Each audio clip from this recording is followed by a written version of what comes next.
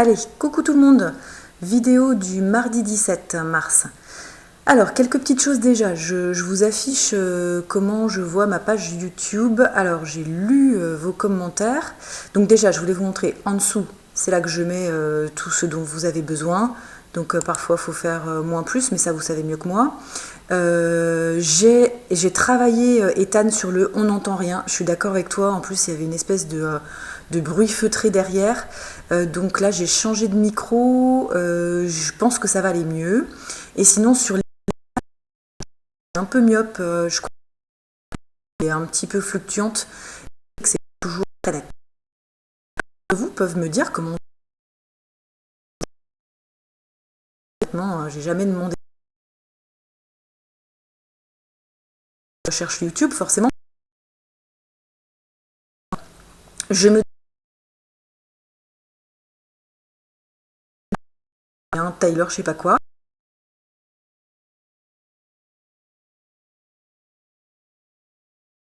Que tu fais et en plus en anglais que voilà.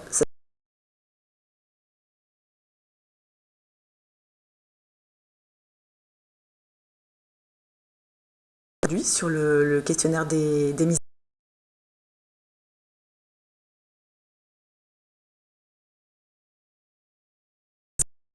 tous les soirs, sachant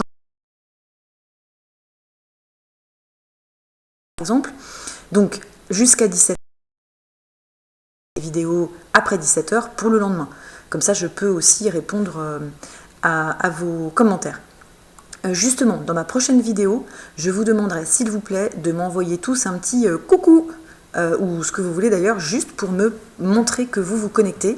Donc sur les, vous êtes, je crois, toujours 29 en 4e Christy, 28 en 4e Beauvoir, si je ne me trompe pas. Donc voilà, je voudrais bien avoir un petit peu les retours de tout le monde parce qu'il y a 46 abonnés, donc ça veut dire que vous n'y êtes pas tous. Alors, remarque de Quentin, je crois, et il a bien raison. J'ai fait un petit programme dans Pronote qu'on voit ici, et bah, du coup j'aurais dû vous le mettre en fait sur la vidéo. Donc qu'est-ce qu'on a fait? Voilà, donc lundi c'était la vidéo de ce matin. Voilà, donc aujourd'hui, mardi matin, hop, on va faire ça, du coup, non, n'importe quoi, pardon, je me trompe, on va corriger Les Misérables et donc corriger les exercices d'hier. Voilà, ça c'est ce qu'on fait. Donc ce programme, il est là, bon, en même temps, vous n'avez pas vraiment besoin d'y aller. Voilà. Je retourne donc dans mon document des Misérables. Donc maintenant, dans votre Drive, il est tel que vous le voyez là à l'écran, avec les questions au-dessus et le corriger en bas. Allez, un petit aparté juste pour rigoler, parce que donc là je m'enregistre à 19h lundi, ce qui veut dire qu'on n'a pas eu encore les mesures que je pense qu'on va nous annoncer ce soir, des mesures encore plus drastiques. Donc j'ai pensé à vous quand j'ai cuisiné à midi, j'ai fait ça. Ah mon Dieu, quelle horreur! Et je me suis dit, tiens, ça me rappelle la choucroute. Alors, c'est du boudin noir avec des pommes fruits caramélisées. On voit que c'est bien huileux. Si ça vous fait rire, envoyez-moi des mails. J'enlève cette horreur. C'est bon, mais franchement, c'est pas très ragoûtant. Donc, si ça vous fait rire, envoyez-moi des petits paragraphes bien subjectifs, donc pour ceux qui se souviennent, des paragraphes mélioratifs ou péjoratifs. Mélioratifs, s'il y en a qui aiment le boudin noir, je fais le pari que oui, et des petits paragraphes péjoratifs sur cette recette pour ceux qui ont goûté quand même, mais qui trouvent ça abominable. Voire ceux qui n'ont pas goûté, mais qui en pure mauvaise foi pourraient tout de même faire un paragraphe rien qu'à l'aspect de cette chose. Bref, voilà, j'essaierai de vous faire rire un petit peu parce que je crois qu'on va quand même pas beaucoup rire dans les prochaines semaines. Alors, justement, on va pas tellement rire non plus avec la correction de ce faux contrôle, donc, puisque Les Misérables, ça ne se termine pas bien pour tout le monde. Alors, allez, partie 4. L'histoire d'amour donc de Cosette et Marius. Alors pour ceux qui n'ont pas lu, donc vous avez raté la rencontre de Cosette et Marius préparée par des lettres et encore des lettres sans se voir. Et puis un jour, oh mon Dieu, Marius est dans le jardin de Cosette. Et en plus, c'est la nuit. j'aimerais bien que vous alliez relire ce passage si vous ne l'avez pas lu. Donc les cœurs palpitent, Cosette manque de défaillir, heureusement elle était adossée contre le mur, donc même en s'évanouissant on peut la retenir, et puis non mais elle a quand même envie de voir la suite, hein, donc elle s'évanouit pas complètement, et c'est donc le début de leur vraie histoire d'amour, et oui, on l'attendait depuis des centaines de pages, ils se sont enfin touchés, en tout bien tout honneur évidemment. Donc ensuite, question 2, le mariage qui se profile. Bien sûr, le grand-père de Marius n'est pas d'accord. De toute manière, ils sont plus d'accord depuis longtemps, ces deux-là. Ensuite, du côté des barricades, Javert, notre ami Javert qu'on retrouve là, il s'est donc fait passer pour un genre d'espion, mais évidemment, ça n'échappe pas à la sagacité de Gavroche qui le repère. Éponine, bon bah voilà, c'est la fin. Elle meurt parce qu'elle sauve Marius, elle sauve Marius parce que, alors si on avait été en classe, je vous aurais mimé la scène, elle met son bras devant un canon de fusil. Donc du coup, si vous n'avez pas compris, parce que chaque année j'ai quand même des élèves qui tiquent un peu, la balle transperce la main, oui, mais donc on ne meurt pas d'une blessure à la main. En fait, elle transperce la main et la poitrine, puisqu'elle met sa main devant elle, hein. Je ne sais pas si vous imaginez le geste, elle met sa main devant elle sur la bouche du fusil. Voilà. Et donc elle lui dit qu'elle l'aime, c'est pour ça qu'elle s'est sacrifiée, bien qu'étant extrêmement jalouse. Alors la lettre de Cosette donc, explique qu'elle va partir en Angleterre, et évidemment donc elle est désespérée, mais ce sont les mesures de sécurité que lui impose son père adoptif. Alors je saute à la partie donc 4 du deuxième sujet. Voilà, donc ce que je vous disais tout à l'heure, hein, ils s'embrassent. Ensuite, donc la petite voix donc, d'Éponine qui est jalouse, au lieu de dire à Marius derrière le mur que par exemple Cosette va partir en Angleterre ou quoi, elle lui dit « va à la barricade ». Mais donc la barricade, c'était un moyen de se faire tuer. Donc en fait, elle l'envoie à la mort. Tellement sa jalousie est forte à ce moment-là. On comprend donc mieux pourquoi après, prise de remords, elle l'aime, hein, elle va le sauver en mettant sa main sur le fusil. Voilà, ces deux questions vont ensemble. Alors justement, quand elle meurt, elle lui avoue son amour et donc elle lui fait comprendre qu'elle souhaite un baiser quand elle sera morte. Et donc là, c'est un passage très émouvant, donc tout à fait dans la veine du romantisme. On avait dit que le romantisme, c'était exagération, c'est aussi beaucoup les sentiments, y compris les sentiments un petit peu dégoulinants. Donc ça arrive plusieurs fois dans le texte, hein, de même qu'on avait dit que Fantine... peut-être on voyait à son visage ce qu'elle sentait au-delà de la mort, et bien là on dit qu'Éponine, je crois, a un léger sourire, si je me souviens bien, je vous avoue que je n'ai pas relu là à l'instant, un léger sourire quand Marius l'embrasse. Alors la lettre dans l'autre sens, donc voilà, Marius pense avoir été abandonné, ça c'est le résultat de ce qu'a dit la voix ici, la vilaine voix d'Éponine, donc il dit, puisque c'est ce que tu veux, je vais aller mourir sur une barricade. Voilà.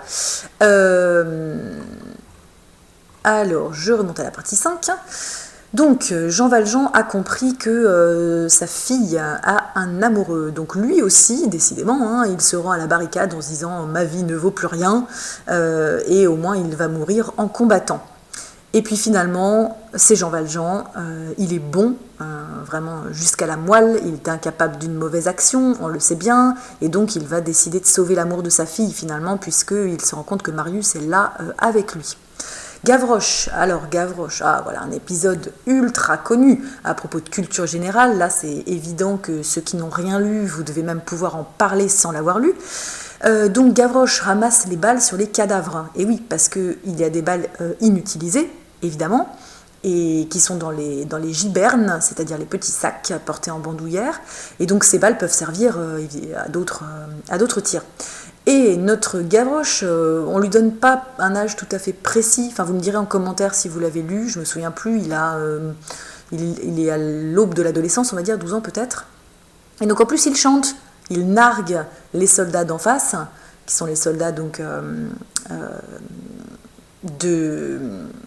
de l'État, pardon, et donc il les nargue en chantant « Je suis tombé par terre, c'est la faute à Voltaire, le nez dans le ruisseau, c'est la faute à Rousseau ». Voilà, donc l'un des deux le vise, et puis un autre, et bon, à la deuxième balle, il tombe tout à fait. Donc grand passage très connu. Alors en ce qui concerne cette chanson, eh bien, je vous propose de chercher si c'est une invention de Hugo ou bien si c'est une réelle chanson qui a existé pendant la Révolution française, donc 1789, le XVIIIe siècle, donc un siècle avant ce qu'écrit Hugo là à présent. Alors ensuite, donc on sait que Jean Valjean va sauver Marius, il l'emmène dans les égouts, là il y a tout un tas de péripéties, Marius ne se souvient de rien, ça va être une des clés de la suite, une des clés de suspense, il ne se souvient pas mais il est sauvé, et puis on se souvient peut-être que Jean Valjean va rencontrer Thénardier à ce moment-là, dans les égouts, sans qu'il se reconnaisse tout à fait. Alors, pourquoi Jean Valjean décide-t-il de tout révéler à Marius? Mais oui, non mais franchement, mais pourquoi? En fait, il est tiraillé par son honnêteté qui n'est pas vraiment... qu'il estime ne pas être bonne puisqu'il n'a pas tout dit. Voilà, donc il va aller le dire et ça fâche beaucoup Marius, qui pensait que son beau-père était quelqu'un de très respectable. Ce qui va faire que Cosette et Marius vont beaucoup moins aller voir leur, entre guillemets, père, comme il l'appelle. En fin de dénouement, heureusement, donc, Thénardier arrive chez Marius pour lui vendre des informations, et en fait, il va faire tout le contraire. Donc, Thénardier lui explique que Jean Valjean a tué Monsieur Madeleine, il lui explique que Jean Valjean a tué Javert, que Jean Valjean a tué un jeune homme, enfin bon bref, en gros, Jean Valjean est un criminel, et puis bien sûr, tout se dénoue puisque... Marius a avec lui toutes les clés de compréhension. Le jeune homme, c'est lui-même. On le sait donc parce que Thénardier a dans la main un morceau de tissu qui le prouve. Or, Marius sort le morceau de son vêtement restant en disant « mais c'était moi », donc forcément il n'est pas mort. Et ensuite, donc, on sait bien que Monsieur Madeleine est Jean Valjean, donc il ne peut pas l'avoir tué. Quant à Javert, donc, Marius, par hasard, avait vu son suicide. Donc voilà, Marius a toutes les réponses à ces questions. Et il va pouvoir retourner voir son beau-père juste avant sa mort. Donc le récit des Misérables se clôt sur la mort émouvante de Jean Valjean entouré de Marius et Cosette. Alors c'est pas tout à fait vrai puisque ça se clôt exactement sur son épitaphe, donc ce qui est écrit sur sa pierre tombale. Mais on va dire la dernière grande scène, c'est la scène de sa mort. Alors pareil, donc dans le sujet 2, il y a quelques petites choses à ajouter.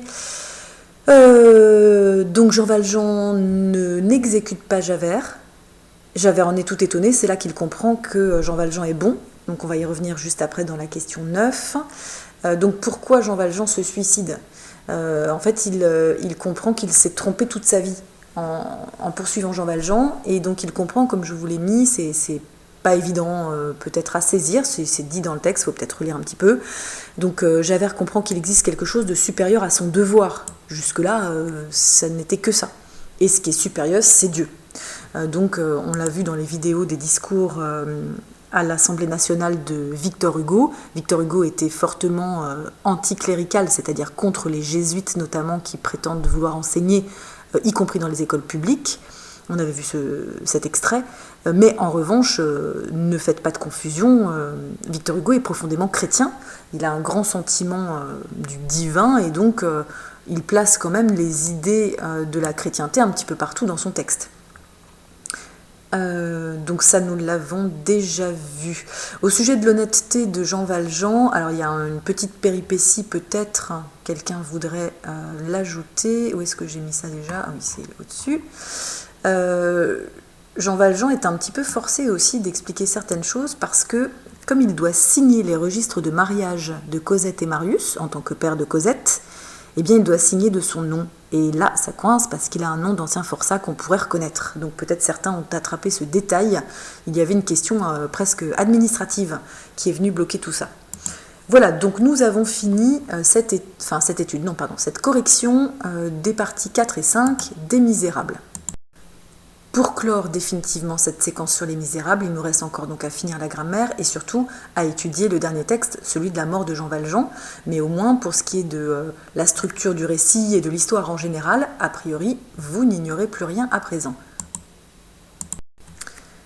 Allez, deuxième partie de cours, on change donc tout à fait de sujet, on va repasser à la langue française.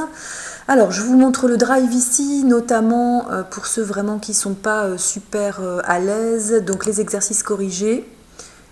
Comme je vous l'ai dit, hop là, j'ai créé un répertoire dans lequel j'ai rangé tous ceux d'avant le 16. Et donc là, vous avez les corrections de ceux qui étaient à faire pour aujourd'hui, ou hier, là, je suis un peu perdue, bref, qu'on corrige aujourd'hui. Donc là, si vous voulez, allez chercher vos cahiers d'exercice, mettez en pause. Et donc là, je vais l'afficher en ce qui me concerne.